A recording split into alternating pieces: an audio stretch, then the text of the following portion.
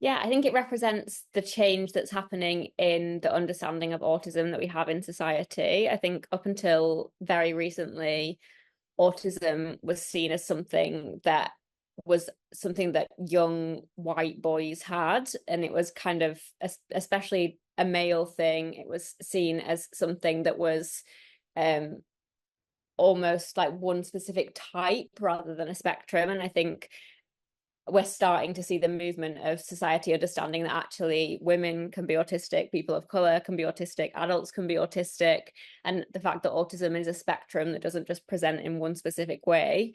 I think we're finally starting to understand that, and I think this kind of representation of that, yeah, it just shows that we're finally getting to a point in society where we are understanding autism to be, like, autistic people to be as diverse as all humans rather than one specific subset of people.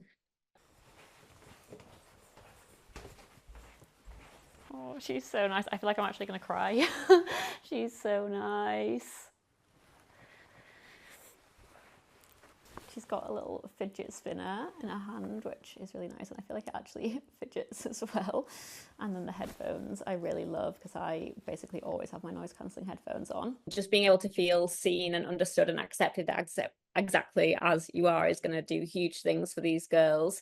And I think actually, yeah, just starting those conversations for people who don't know, it kind of even gives them a point in the direction that it's okay to be different, it's okay to use different tools, it's okay to need different things, whether that's kind of got a name or a diagnosis on it or not. I think just showing children that, you know, whatever you need to feel okay in the world, or whatever tools you need to support yourself, are okay to use, and you can use those with pride.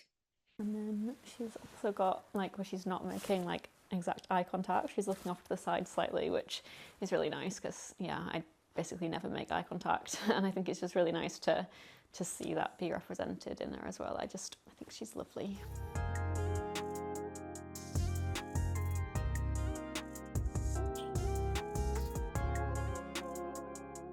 I think it's a really difficult one, because there is never going to be a one visual representation of autism, because there isn't one look of being autistic. It's something that is a lot of the time internal, and it's something that represents differently for everybody, and it's something that all different types of people can experience.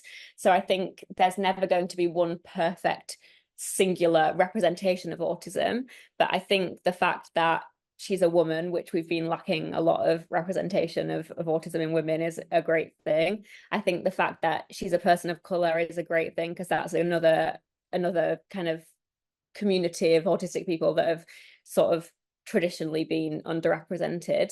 And I think the fact that she's been designed with advice and consultancy from autistic people of how they would like to be represented, I think is all like huge cause for celebration. And I think, yeah, I think there isn't one way to be autistic. And, you know, in an ideal world, maybe we'd have more and more of these things showing up in, you know, TV, film, like all types of toys, books, you know, we'd have all different types of autistic people represented. But I think the way that she is great. Darcy, look at this. Fidget spinner. I used to have one of them, didn't I? B for Barbie. B for Barbie.